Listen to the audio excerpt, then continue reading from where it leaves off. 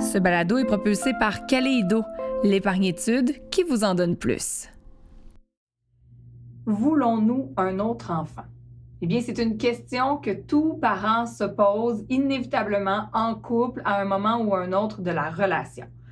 Est-ce que d'avoir un deuxième, troisième, un autre enfant, ça va briser notre dynamique familiale? Est-ce que c'est un bon moment? Quoi faire si les deux conjoints n'arrivent pas à la même réponse? Également, si notre entourage n'est pas d'accord, par exemple.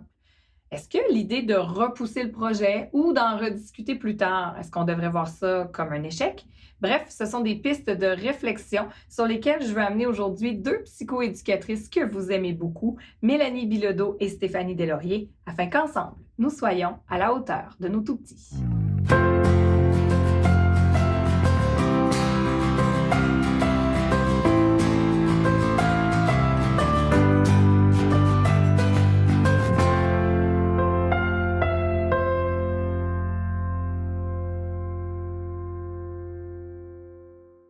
Mesdames, j'aimerais vous entendre aujourd'hui, encore une fois, sur un sujet peut-être qui va diviser, mais certainement informer les gens qui nous écoutent, l'idée d'avoir un autre enfant.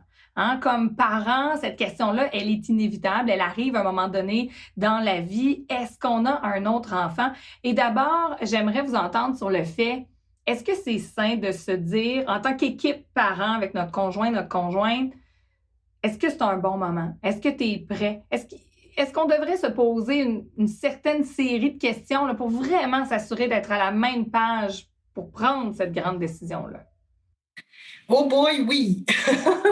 Oui, parce qu'on le sait, ce que ça implique avoir un enfant, on sait ce que ça implique devenir parent parce qu'on l'a déjà vécu une fois, deux fois, 15 fois. Mais bon. Oui, alors absolument qu'on va se poser la question, est-ce que je suis à la bonne place peut-être professionnellement? Est-ce que financièrement ça se peut? Est-ce que où est-ce qu'on habite, logistiquement ça fonctionne?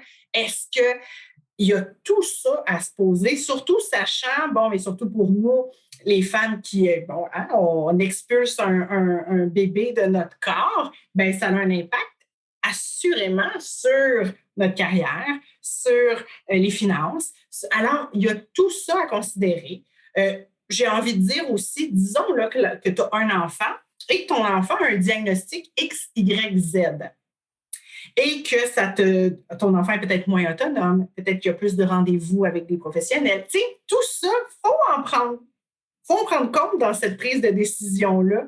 Alors oui, posons-nous ces questions. Ben, moi, j'ai envie de répondre que ça fait beaucoup de sens ce que tu nommes, Stéphanie. Oui, il faut prendre le temps de réfléchir à notre position. Là, on est où présentement dans notre vie, dans toutes les sphères de notre vie? Mais il ne faut pas trop se poser de questions non plus parce qu'à un moment donné, on perd de vue cette espèce d'élan-là qu'on ressent à l'intérieur de nous de j'ai envie d'avoir un autre enfant. Il y a beaucoup de couples qui me disent, on ne ressent pas cette envie-là, cet élan-là à l'intérieur de nous, mais on se dit, là, on serait dû, on ne veut pas qu'il y ait 5 ans de différence non plus, ou je vieillis, je suis rendue à 38, 39 ans, je ne veux pas trop tarder, peu importe. Alors, il y a ça aussi, il ne faut pas trop prendre une décision rationnelle. Il faut quand même qu'il y ait quelque chose de ressenti là-dedans pour qu'on puisse l'assumer ensuite, cette décision-là. Lorsqu'on a la chance que ça soit décidé, parfois, c'est des bébés surprises, des bébés spontanés, ça arrive aussi. Moi, ce que j'ai envie de nommer peut-être, c'est l'importance, encore une fois, de l'équipe parent, la cohésion parentale. Tu sais, même si financièrement, c'est pas nécessairement le bon moment, si tu dis, j'aurais aimé mieux déménager pour avoir une chambre de plus, tout ça, c'est des technicalités. Il n'y a rien là-dedans qui ne peut pas s'ajuster, tu sais. Mais ultimement, le plus important, c'est de se demander, est-ce qu'on a une belle cohésion parentale présentement? Parce que si la cohésion, elle est là, si on a une équipe cohésive, si on est sur la même page comme parents, on va être capable de faire face à tous ces défis-là puis tous ces stresseurs-là.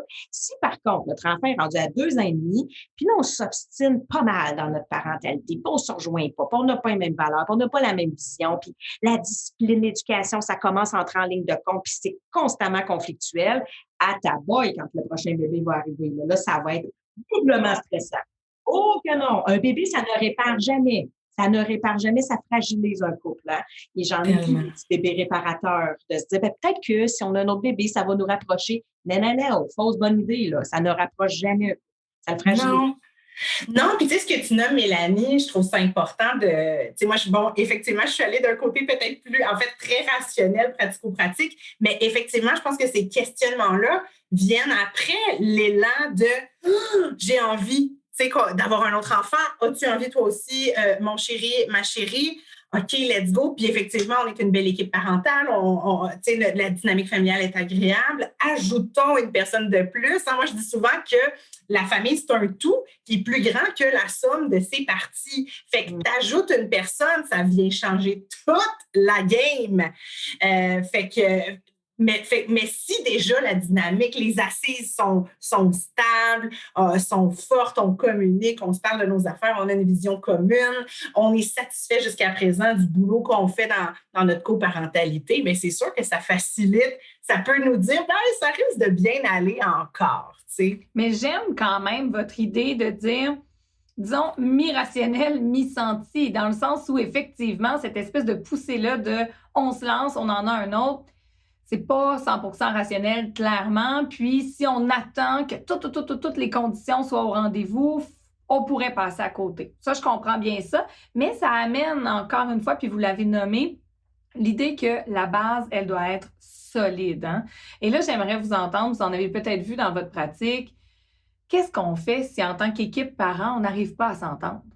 Hein, je prends l'exemple parce que ça nous touche beaucoup les femmes, l'âge. Hein? On arrive, par exemple, à la quarantaine, notre corps, eh bien, on sait qu'il nous en reste moins de temps. Notre conjoint, s'il y a lieu, si nous avons un conjoint, lui, bon, il peut se donner un petit peu plus de temps. Qu'est-ce qu'on fait si nous, on sent que l'horloge biologique, elle nous dit c'est le moment? Notre conjoint dit non, moi, je suis vraiment pas prêt. Il faut que les deux arrivent à se respecter là-dedans. C'est pas simple. Et moi, j'invite à la consultation. Allez chercher une aide professionnelle, un regard externe, quelqu'un qui va vous amener à réfléchir, à nommer aussi. Des fois, il y a beaucoup de non-dits dans un couple. Hein? Alors, d'avoir cet espace-là pour nommer ce qu'on ressent, ce qu'on veut, c'est quoi nos besoins et travailler peut-être aussi cette cohésion parentale-là dont on parlait tantôt. Alors, de ne pas hésiter à aller consulter et à aller chercher une aide professionnelle externe. Là. Tellement. Je voulais rajouter quelque chose, puis là, je l'ai perdu. Ça arrive. Mais justement, j'allais dire, parmi peut-être les questions que l'on peut se poser dans notre équipe parent, une question que j'ai lue justement sur Internet qui est venue me chercher. Souvent, lorsqu'on parle d'un autre enfant, on parle d'un autre bébé. Hein? Le bébé, on le voit comme ce petit être tout doux, qui sent bon, qui gazouille, qui est tellement agréable. Mais on le sait, toutes les trois, on en a eu des bébés. C'est aussi extrêmement demandant. Hein? On le sait, ça nous amène des défis au début, en tant que mère, l'allaitement, le temps, tout ça. Est-ce que ce serait judicieux peut-être quand même d'explorer l'idée de se dire, est-ce que je veux, oui, un autre bébé, mais également un autre petit enfant, un autre ado et éventuellement un autre humain? Parce qu'on le dit, nos enfants resteront nos enfants toute notre vie. Hein? Quelque part, on va toujours s'en faire un petit peu. Ils vont être dans notre tête, même à 30 ans, lorsqu'ils vont partir en voyage, on va se dire, oh, j'espère que tout va bien se passer. Oui, vraiment. Ben oui, puis tu sais, la période bébé, ça dure tellement pas longtemps. Puis c'est drôle parce qu'on dit ça, hey, je veux un bébé. OK, cool, mais est-ce que tu veux aussi un enfant? Puis après ça, un ado, puis après ça, un adulte. Hey, la période adulte, là, c'est la période qui est la plus longue dans la vie. Fait qu'il y a ça absolument à se poser comme question, puis on le voit pas toujours. Puis moi, exemple personnel, il y a pas beaucoup de... Ben, il n'y avait pas beaucoup de bébés dans mon entourage à ce moment-là. Mes cousins et cousines sont vraiment beaucoup plus vieux que moi. Alors, je n'avais pas dans mon entourage d'amis ou de proches qui avaient des familles. Donc, pour moi, le concept, à part au niveau professionnel où je rencontre des familles, je n'avais pas un point de vue intérieur. C'est quoi être un parent, qu'est-ce que ça implique au quotidien, au jour le jour, à quel point c'est exigeant et demandant un bébé, un enfant, un tout petit, un âge scolaire et tout ça. Fait que oui, c'est important. Puis en même temps, on le disait plutôt, on n'est jamais 100% prête à rien là, dans la vie, là, puis on ne peut pas tout prévoir. Mais oui, je pense que c'est intéressant d'avoir cette vision long terme-là que c'est pour la vie, clairement. Mais je pense que déjà de se demander, est-ce que là, dans l'essai maintenant, je suis heureux, heureuse dans ma parentalité? Est-ce que je me sens bien? Est-ce que je me sens épanouie? Est-ce que je sens que je suis au bon endroit? Est-ce que je suis satisfait? Est-ce que j'ai l'impression que je suis le parent que je voudrais être? Si déjà la réponse est ben, je suis pas sûre, mais avoir un petit bébé, c'est cute, ben déjà, tu l'as ta réponse, je pense. Tu sais. Oui, tu sais, ça demande de faire un certain exercice d'introspection puis de réfléchir un peu à savoir ce que j'ai le goût de repasser encore des nuits debout. Je me rappelle que l'allaitement, moi, mon deuxième bébé, mon Dieu, que ça a été difficile, gercer les crevasses, ah ouais, donc, j'ai-tu le goût de revivre ça? Puis est-ce que j'ai cette énergie-là? Puis est-ce que j'ai le réseau de soutien pour passer au travers? Tu sais, c'est des questions à se poser. Mais encore une fois, on ne veut pas faire émerger l'anxiété non plus, puis se dire oh my God! Alors, tu sais, c'est trouver juste le milieu dans tout ça. J'y réfléchis, mais pas trop non plus, tu sais. Ouais. Puis je m'écoute, tu sais, j'ai ma petite voix à l'intérieur de moi, qu'est-ce qu'elle me dit? Tu sais, on peut se fier à cette petite voix-là. Mais justement, à l'inverse, notre petite voix, si elle nous dit c'est assez, je pense que là, justement, le travail prend de la place. J'ai déjà un enfant, 2 enfants, peu importe, 3, 4, le nombre n'a pas d'importance, mais j'ai déjà un enfant. Le soir, je sens que j'ai moins de patience, j'ai l'impression que j'ai plus de temps pour moi. Bref, que nous, on le sent là, que c'est assez. Mais on se donne peut-être une pression sociale. Hein? Parfois, ça peut être assez après. J'utilise le juste, c'est peut-être pas le bon mot, mais ça peut être assez après 1. Mais nos amis, eux, ils en ont 2, 3, ils sont capables. Est-ce qu'on peut se donner un petit peu de temps et accepter que le fait de mettre un point final sur la famille, c'est un certain deuil aussi? Ah oui, c'est un deuil. C'est sûr que c'est un deuil. Pour toutes les familles, en fait, le moment où on se dit c'est terminé, il n'y en aura plus. Parfois, on est très assumé dans tout ça, de se dire, ben, il n'y aura plus d'autres bébés, c'est correct, je suis tannée, je ne veux plus revivre ça, puis j'ai donné ce que j'avais à donner. Mais à d'autres égards, des fois, on met fin alors qu'on en voudrait peut-être d'autres, mais c'est qu'on prend la décision de façon plus rationnelle, justement, puis c'est tout à fait correct. Il y a des femmes qui enfanteraient à chaque année de leur vie. Mais réalistement, en 2022, on n'a plus 15 enfants, tu sais. Alors, oui, c'est sûr que c'est un deuil. C'est un deuil qu'il faut se donner ce temps-là d'accepter les choses et de les vivre. Moi, j'ai vécu ce deuil-là de la maternité. Moi, j'aurais été celle qui aurait eu 6, 7 enfants. Mais après 3, à un moment donné, mon portefeuille m'a dit, c'est assez, hein, la grande? Et pas juste mon portefeuille, ma vie de couple et ma santé mentale. Mais il a fallu que je me donne ce temps-là. Il faut se permettre de le nommer, d'accueillir ces émotions-là, de trouver un espace avec quelqu'un. Des fois, c'est même pas notre partenaire, parce que notre partenaire, des fois, lui dit « Oui, OK, c'est terminé. » Et nous, on en voudrait d'autres. Alors, il faut se trouver des ressources. Des fois, c'est une aide professionnelle, des fois, c'est une amie. Mais de se permettre de dire « Moi, j'ai envie d'avoir un petit bébé, de le sentir sur ma petite poitrine, de sentir sa petite chaleur dans son cou. » Ça fait partie du deuil. Ouais. Oui, puis tu sais, j'ai envie de dire aussi, justement dans ce processus de deuil-là, ça peut être de dire, toi, comme maman, dans un couple hétéronormatif, toi, tu veux d'autres enfants, puis ton partenaire, lui, il n'en veut plus. C'est comme si c'était juste de moi, mais moi, j'en aurais un 3e, puis un 4e, puis un 5e, mais mon partenaire, il dit non, moi, c'est fini, la famille. Fait que ça aussi, ça peut être difficile. Puis tu vois, Mélanie, toi, tu parlais, tu sais, que tu as vécu un deuil quand tu as dit qu'après 3, c'est fini. Puis tu sais, toi, tu es passion bébé, là, tu sais, tu tripes sur les enfants, tu as gardé ma fille, niveau ninja de gardienne. De 3 ans, bientôt 4 ans, tu sais, tu capotes là-dessus. Moi, ma réalité, tu sais, le père de ma fille est beaucoup plus vieux. Il avait déjà un fils qui a un diagnostic d'autisme. Alors moi, je le savais quand j'ai eu ma fille, que ce serait ma seule et unique. Puis j'étais très en paix avec ça, parce que même à la base, avant de rencontrer le père de ma fille, avant d'être belle-mère, je ne voulais pas à tout prix être mère. Tu sais, j'ai développé ce désir-là en étant d'abord belle-maman. J'ai eu envie de devenir mère. Fait qu'avec ma fille, c'était vrai quand elle était bébé, c'est encore vrai aujourd'hui à 4 ans, il y a des moments où j'ai comme un flash, puis je fais comme « Hey, c'est la première fois que tu vis ça, mais c'est la dernière fois. » Fait que, tu sais, emmagasine ça. Fait que, tu sais, l'allaitement prolongé, tu sais, ils disent en 2 et 3 ans, c'est fini, c'est pas encore fini, puis c'est pas moi qui veux tirer la plug, tu comprends? Parce que je sais que je n'allaiterai plus jamais de ma vie d'enfant. Fait que je la laisse vivre ça. Tu sais, je pense qu'à certains égards, c'est très positif aussi. C'est ça, que ce soit assumé. Comme, bon, pour ma part, moi, ça m'amène ce genre de moments-là.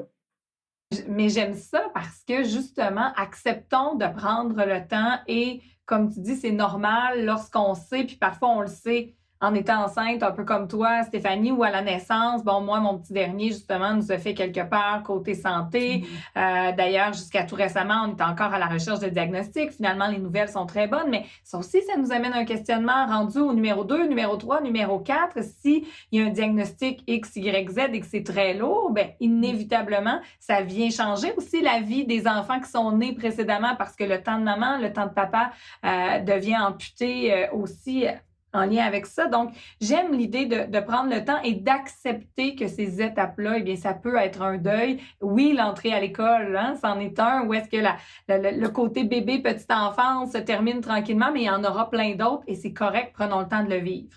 Mais maintenant, si on regarde, on change notre lunette et on regarde du point de vue justement de nos autres enfants, ceux qui étaient là avant le nouveau bébé. Comment pouvons-nous les préparer? Je sais que c'est une question large, mais d'entrée de jeu, ils ne l'ont pas choisi, eux, le nouveau bébé. Hein? Souvent, lorsqu'on est enceinte, c'est cute, les petits bisous sur la bédaine. Mais lorsqu'il vient au monde et que maman allaite et donc maman a moins de temps pour les autres, ou la routine du dodo du nouveau bébé, peu importe, c'est pas toujours très bien reçu. C'est normal? Ben oui, c'est normal et on pourrait en parler longtemps. J'ai un webinaire de 2 heures là-dessus. Là, mais de façon succincte, là, moi, j'ai envie de dire, déjà dans l'annonce de la nouvelle aux enfants, peu importe l'âge de l'enfant, d'essayer d'éviter de dire à l'enfant, on a une bonne nouvelle à t'annoncer. Ce n'est pas nécessairement une bonne nouvelle. Pour moi, comme maman, je suis enceinte, je suis heureuse, j'ai envie de te partager ça, mais peut-être que petit bonhomme, petite bonne femme de 5 ans fait « moi, j'avais pas envie d'avoir un autre bébé frère, un autre bébé sœur. » Alors, ce n'est pas une bonne nouvelle. On annonce une grande nouvelle. J'ai une grande nouvelle à t'annoncer. Puis d'essayer d'éviter de donner des intentions à l'enfant, puis de mettre tout de suite des mots sur ce qu'on pense qu'il ressent, tu sais, du genre on a une grande nouvelle à t'annoncer, tu vas avoir un bébé frère, c'est le fun, hein? Tu vas être content, tu vas devenir un grand frère, tu vas pouvoir jouer avec lui. Non, là, c'est pas ça qui vit nécessairement coco cocotte. Des fois oui, mais des fois non. Alors juste de prendre le temps avec l'enfant déjà dès l'annonce, ça c'est super important. On a une grande nouvelle à t'annoncer, on va avoir un bébé. On arrête ça là. Comment tu te sens? Comment tu vis ça? Mais Mélanie, ce que tu nommes, c'est tellement important. Puis j'aimerais souligner la pause que tu as faite et le silence. Ça laisse la place, d'absorber la nouvelle, de l'accueillir. Et on n'est pas en train de supposer et d'insinuer et de mettre de force, même si c'est bienveillant, des mots dans la bouche de l'enfant en train de lui chuchoter, là, tu te sens heureux, c'est la joie. On laisse le droit puis le temps à l'enfant de choisir, de voir, de scanner comment je me sens par rapport à ça. Oui. C'est important. Et peut-être qu'au début aussi... Oui, vas-y. Mais il ne le saura pas, justement. Voilà. C'est une grande nouvelle, oui, mais à la limite, à court terme, ça ne va pas nécessairement changer son quotidien. Mais des fois, c'est plutôt peut-être au moment de la naissance. Justement, si notre enfant réagit négativement, par exemple, il nous dit « je l'aime pas, le nouveau bébé », ou si on voit qu'il n'y a pas nécessairement des gestes de violence, mais il passe à côté, puis qu'il n'y a pas nécessairement de tendresse. Là, c'est assez froid. Comment... Je veux dire, il ne faut clairement pas, on ne chicane pas notre aîné. Donc, comment accueillir ça? Parce qu'il a le droit d'avoir de la peine, mais des fois, ça se démontre de façon maladroite. Absolument. Je pense que la première étape, c'est de ne pas minimiser ce que l'enfant vit. Puis souvent, c'est que nous, on devient émotif. Là, quand on entend notre aîné dire « je n'aime pas mon frère », puis des fois, les propos peuvent être très crus. Hein? Moi, je voudrais qu'il meure. Tu sais, des grands mots comme ça. nous, on devient émotif. Il faut pas. Faut essayer de se forger une carapace. Déjà, on s'y prépare. On se dit, OK, ça se pourrait qu'on assiste à ce genre de réaction-là et de ne pas minimiser à dire à l'enfant, ben non, voyons donc, on dit pas ça. Ben non, voyons donc, tu l'aimes, ton frère. Ben non, voyons donc, on est content, on l'aime. Non, non. C'est ça qu'il vit dans l'instant présent. Et c'est comme ça qu'il l'exprime parce qu'il n'y a pas suffisamment de mots et de maturité socio-émotionnelle pour trouver la bonne façon de l'exprimer. Alors, ne serait-ce que de répéter avec l'enfant, ah oui, hein, t'aimerais mieux qu'il soit plus là. OK. Pourquoi? Et de lui laisser l'espace pour le nommer. Et éventuellement, là, ça ne sera pas long là, que l'enfant va nous dire, mais il pleure tout le temps, ou il est toujours avec toi, ou tu l'allaites toujours, tu n'as plus de temps pour moi. Écoute, là, il y a des choses là, qui sortent. Et c'est là qu'on va prendre le temps d'accueillir ça, puis on va pouvoir travailler à partir de ça. Mais toujours laisser l'espace à l'enfant pour nommer ce qu'il sent. Il a le droit de dire, j'aimerais qu'il meure, mon frère. C'est un peu poussé, mais on l'entend, là. Tu sais. On l'entend. Moi, ma fille me dit, je l'aime pas, mon petit frère. Oui. Puis, tu sais, Mélanie, quand tu dis ça, de laisser l'espace à l'enfant de vivre et de ressentir ce qu'il ressent, ça implique aussi, nous, comme parents, des fois, on a ce réflexe-là. Puis, des fois, encore une fois, on est bien intentionné, on veut l'aider à développer son empathie, puis on va répondre, hey, ça me fait de la peine quand tu dis ça. Mais en même temps, ce que ça risque de faire, c'est que l'enfant risque de, ben là, il va garder ça en dedans, il va inhiber ça. Alors que non, on veut avoir accès à ça. Oui, c'est très maladroit, mais hey, ton enfant, il a 2, 4, 6, 8 ans, il est encore jeune, il est encore petit, il est encore en développement, il est encore en apprentissage, il est encore dans l'impulsivité, dans l'intensité des émotions, c'est normal. Fait que ça nécessite que nous, comme parents, on ajuste nos attentes en fonction du niveau développemental puis des capacités réelles de notre enfant, en fonction de son âge tout jeune.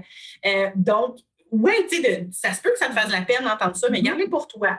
Parle-en à ta chum de fille tantôt au téléphone. Dis-les à ton partenaire tantôt, à porte close, mais pas à ton enfant. C'est pas à ton enfant à gérer tes émotions, puis c'est pas à ton enfant à inhiber ses émotions parce que toi, ça te fait de la peine. Tu comprends? Je comprends bien. Puis il ne faut pas non plus perdre de vue le fait que pour un enfant de 3 ans, par exemple, qui dit « je voudrais que le nouveau bébé meure », clairement, il ne souhaite pas qu'il soit mort. C'est juste que j'imagine dans sa tête, il se dit, s'il n'était pas là, probablement, comme avant. on l'a bien vu, c'est ça, on l'a bien vu, Mélanie, avec ton exemple, maman, elle aurait plus de temps pour moi ou pour la routine. Donc, j'aime ça, le fait de le laisser s'exprimer et ensuite, en tant que parent, prendre certaines notes mentales et voir avec notre partenaire de vie comment peut-être on peut modifier la routine pour dire, regarde, est-ce que l'allaitement qui tombe autour de 7 heures, est-ce que, je sais pas, si je tire mon lait pour cette fois-ci, tu pourrais lui donner pour que je l'accompagne au dodo? Ou est-ce qu'à l'inverse, on va dans le lit familial, on lit l'histoire du plus vieux pendant qu'on allaite? Je sais pas, je donne des suggestions, mais bref, s'adapter en tant que parent afin de rendre la relation harmonieuse. Et on le sait, hein, souvent, ça dure un moment aussi. Ce ne sont pas nécessairement des sentiments qui demeurent au quotidien. Mais j'aimerais aussi vous entendre, mesdames, le temps file encore une fois, mais on le sait, plus le nombre d'enfants est grand, plus la charge mentale est importante. Donc, auriez-vous, en terminant, à la suite de votre pratique, des exemples que vous voyez, peut-être une astuce, on va dire ça au lieu d'un conseil, une astuce pour les familles d'arriver à se trouver du temps? On le dit souvent, il faut prendre du temps personnel, du temps de couple, du temps en famille, mais à 1, 2, 3, 4 enfants, à un moment donné, il y a juste 24 heures dans une journée. Bien, c'est quoi? Déjà, Maggie, dans ta question, dans ta phrase, je retirerais l'expression « il faut ». Pourquoi? Parce que ça met une pression énorme. C'est fou. C'est ce qu'on appelle ça une distorsion cognitive, en fait. Il faut, là, c'est comme une espèce de pression de performer. Je dois performer mon rôle d'amoureuse, de mère, de femme. Je dois faire mon cours de yoga. Je dois trouver du temps. Moi, je dis souvent là, que le self-care, l'auto-bienveillance, puis prendre soin de soi au quotidien, c'est pas juste d'ajouter quelque chose dans ton horaire. C'est pas juste d'ajouter ton petit cours de yoga, puis ton bain, puis ton ci, puis ton ça. C'est des fois de retirer des choses de ton horaire. C'est de diminuer tes attentes envers toi-même. C'est de réduire ta to-do list. C'est de déléguer davantage. Tu as 3 enfants. Je pense à Dominique Bernèche qui est derrière les belles combines, qui vient d'accoucher de son 7e. Elle me dit, Stéphanie, avoir 7 enfants, puis toi, t'en as une, c'est pas pareil. Moi, mes enfants s'entraident, là. Et il fait le ménage à la salle de bain à tel âge, il fait ci, il fait ça. Donc, on donne des tâches, on donne des responsabilités. Qui dit déléguer, dit aussi lâcher prise sur la façon dont c'est fait parfois, d'ajuster nos attentes. Et je dirais même déléguer peut-être, arrêter de voir ça comme un échec. Hein? Moi, Tellement. j'ai des gens autour de moi qui sont fiers de dire qu'ils n'ont pas besoin de femmes ou Ah d'hommes de ouais. ménage, qui sont capables. Bien, tant mieux. Je veux dire, si tu es Oui, capable et oui. que ça te fait plaisir. Mais si tu es capable simplement dans l'idée de performer, je pense que là, on passe à côté de l'affaire. Puis, c'est quoi? C'est ça le piège, parce qu'on est à l'ère de, justement, la pression de performance et j'auto-évalue ma performance parentale dans ma capacité d'être une maman pieuvre ou un papa pieuvre, puis de tout faire sans demander d'aide. Mais on l'a dit, on en a parlé du village, on a besoin d'un village, c'est correct de faire appel à notre village. C'est pas juste de l'humilité, c'est d'exposer notre enfant à plus de personnes, puis c'est correct, puis c'est sain. Hum. Et Stéphanie, tu as tout dit, c'est tellement merveilleux. Je suis 100% d'accord avec tout ça. Écoute, je ferais peut-être 10 pouces sur certaines affaires. Tu viens de parler du village. Effectivement, que ça prend un village pour élever un enfant aussi. Alors, Maggie, quand tu disais, est-ce qu'on se sent coupable parfois de déléguer? Mais il faut pas, c'est plutôt le contraire. On est dans une société très individualiste maintenant, mais c'est pas ça, être un humain. Les êtres humains, à la base, là, montons il y a 2 millions d'années, on vivait en tribu, on vivait dans la grotte, la mère, elle allaitait son bébé, puis à un moment donné, elle donnait son bébé à une autre maman pour aller se laver dans l'étang, puis elle revenait. Tu sais, on travaillait en groupe, on était en tribu. Là, on vit tout seul. Alors, ce n'est pas normal de ne pas déléguer. Moi, je pense que c'est pas une fierté. Dans la mesure où quand moi, je faisais des rencontres postnatales à domicile en étant accompagnante à la naissance, quand j'arrivais à la maison avec un bébé à 3 ou 4 jours de vie et que la maison était spick and span, alors que cette famille n'avait pas de femme de ménage, je lui disais, ça va pas bien. Tu ne vas pas bien. Ah oui, oui, tout va bien, je pète le feu. Non, tu ne vas pas bien. Tu as fait le ménage avant que j'arrive, c'est pas supposé. Tu devrais être couché en peau à peau avec ton bébé présentement. Il devrait y avoir des moumous dans les coins, tu sais. Et sinon, c'est parce que tu as délégué à ta mère, ta belle-mère, ta femme de ménage, quelqu'un qui est venu t'aider, tu sais. Alors, on devrait pas être fier de ça, de dire, moi, je ne délègue pas. Et un gros problème qu'on a aussi, particulièrement les femmes, c'est la difficulté à réellement déléguer. C'est-à-dire qu'on ne va pas déléguer, on va distribuer des tâches. Eh bien oui, je délègue. Mon chum fait ça, ma voisine fait ça, je demande à ma belle-sœur d'aller chercher les enfants à la garderie. Oui, mais tu n'as pas délégué, tu as distribué parce que tu repasses en arrière, parce que tu as rappelé ta belle-sœur pour dire, oublie pas d'aller chercher la petite à la garderie, parce que tu as passé en arrière de la tâche de ton chum, parce que tu lui as envoyé un texto pour lui dire de ne pas oublier de prendre le rendez-vous chez le dentiste. Alors, tu n'as pas délégué, tu as distribué. La charge, elle est là, la charge mentale. Hein? La charge est encore là. Déléguer, c'est dire, je te laisse complètement le dossier, je m'en occupe plus, je repasse pas en arrière. C'est fait, c'est pas fait, je m'en soucie pas. Tu sais, et ça, c'est un méchant travail. Et ça, c'est difficile. Et d'ailleurs, pour les gens qui nous écoutent, il y a un épisode sur la coparentalité où j'amène le point, d'ailleurs, avec Nancy Doyon et Martin Degg, pour ne pas les nommer, qui sont aussi un couple dans la vie. Hein? Donc, c'est très intéressant d'entendre leur point de vue sur le fait que déléguer pour vrai, c'est extrêmement difficile parce que souvent, lorsque c'est pas fait à notre façon, on a un petit peu tendance à commenter, en bon québécois, renoter les choses qui font pas tout à fait notre affaire. Alors voilà, donc oui, on essaie de se laisser du temps, mais je pense qu'on essaie. Et j'aime beaucoup, Stéphanie, ton idée, le il faut, hein, prendre un bain parce qu'il était à l'agenda puis qu'il faut le prendre si au fond de nous-mêmes, ça nous tente pas, ça donne rien. Donc, essayons de nous écouter un petit peu plus. Puis des fois, je pense que ce qui fait le plus grand bien, c'est juste de rien faire au final. Merci beaucoup, mesdames. On l'a vu, l'arrivée d'un nouvel enfant dans la famille, c'est certainement beaucoup de joie, beaucoup de bonheur, mais ça peut aussi amener de la pression financière sur la famille. Pour certaines, ça peut sembler même difficile d'épargner à long terme en vue des études postsecondaires de nos enfants. Alors, j'aimerais discuter d'épargne-études aujourd'hui avec Julie Saint-Cyr, qui est directrice des ventes et du développement commercial chez Kaleido, mais avant tout, une planificatrice financière. Bonjour, Julie. Bonjour, Maggie. Ça va bien? Oui, merci. Merci d'être là. Et d'abord, dis-moi, pour les familles, là, hein, souvent, on peut se mettre un peu de pression sur l'épargne, études, en lien avec les études postsecondaires de nos enfants. Ça peut nous sembler loin. Est-ce qu'on peut dire encore que l'épargne-études est parfois méconnue? Oui, c'est vrai que ça peut sembler loin, mais en fait, rappelons rapidement les grandes lignes de l'épargne-études.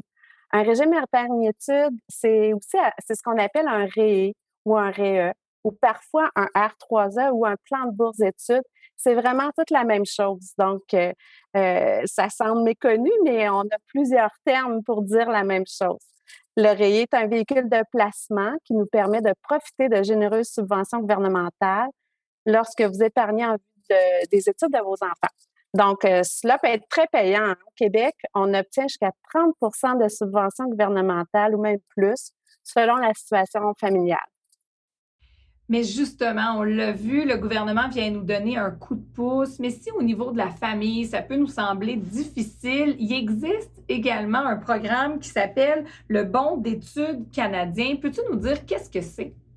Oui, le Bon d'études canadien, qu'on appelle aussi chaleureusement le BEC, est très peu connu. Il permet à des familles qui ont des revenus plus modestes de profiter d'une subvention directe du gouvernement fédéral pour chacun de leurs enfants. Quand on est admissible au BEC, on peut obtenir pour chacun de nos enfants 500 $ à l'ouverture d'un rayé, oui, plus 100 $ additionnels par année, et ça jusqu'à temps que l'enfant ait atteint 15 ans. Donc, le parent n'est même pas obligé de cotiser. Au total, on arrive à 2 000 $ pour chaque enfant admissible pour obtenir un régime d'épargne-études. Ça peut réellement être un tremplin pour bien des familles. Pour ceux qui nous écoutent et qui seraient intéressés à en savoir plus sur le BEC, quels sont justement les critères d'admissibilité? Bien, de façon générale, c'est le nombre d'enfants dans la famille qui va déterminer le revenu familial en dessous duquel on est admissible. Par exemple, aujourd'hui, en 2022, pour une famille de 1 à 3 enfants, le seuil est environ 49 000 $ par année de revenu familial. Si on a 4 enfants, c'est 55 000. Donc, ça augmente progressivement avec le nombre d'enfants. On peut retrouver toutes les informations, là, les détails sur les chiffres à jour sur le site du gouvernement du Canada. Je le disais, c'est un excellent tremplin. On s'entend que ce sont des sommes d'argent qui vont fructifier également dans le temps puisqu'elles seront utiles au niveau des études post-secondaires. Donc, les parents qui nous écoutent, qui ont de tout petits, eh bien, les sous qu'on met maintenant vont fructifier dans l'avenir. Est-ce que c'est compliqué de souscrire comme ça au BEC? Ah non, mais Guy, c'est pas compliqué du tout chez Kaleido. Vous avez simplement à ouvrir un régime épargne-études pour obtenir le BEC sans frais. On vous assiste dans le processus d'ouverture de compte qui est assez simple et vous allez aussi devoir fournir un numéro d'assurance sociale pour l'enfant. Le gouvernement va par la suite déposer les sommes directement dans le rayé de l'enfant pour chaque année où la famille est admissible. Ça se fait automatiquement. Ce qui est intéressant aussi, c'est que c'est rétroactif. Donc, vous pouvez demander un BEC pour vos enfants quand ils ont 10 ans, 12 ans, par exemple. Et ils vont avoir droit aussi à toutes les subventions des années passées. Il faut savoir qu'au Québec, il y a plus de 800 000 enfants qui ont droit au BEC en fonction du revenu de leurs parents, mais seulement la moitié en profite. Donc, on invite, oui, donc c'est vraiment important de s'informer et on invite tous ceux qui ont des questions à consulter leur représentant en plan de bourse d'études de Kaleido. Oui, donc, pour les gens qui nous écoutent, je trouve ça important de le répéter. Si votre tout petit a 3, 4, 5 ans, si vous avez des enfants plus vieux et que vous entendez parler du BEC pour la première fois et que vous pensez être admissible, eh bien, n'hésitez pas à téléphoner chez Kaleido ou même à visiter le site web, le www.kaleido.ca. Je suis certaine qu'il y aura des conseillers qui pourront vous guider, valider également votre admissibilité afin de vous faire profiter de ces sommes qui sont disponibles et qui peuvent certainement faire une différence dans l'avenir des enfants et donner un petit coup de main aussi au niveau des études post-secondaires. Merci beaucoup, Julie. Merci d'avoir choisi ce balado. Je tiens également à remercier Mélanie Bilodeau et Stéphanie Deslauriers, psychoéducatrices. Également dans le segment Coup de cœur, Julie Saint-Cyr de Kaleido qui nous a fait découvrir le Bon d'études canadien. Mon nom est Maggie Bélanger. Afin d'en savoir davantage sur mes projets, je vous invite à me suivre sur les réseaux sociaux afin qu'ensemble, nous soyons à la hauteur de nos tout-petits.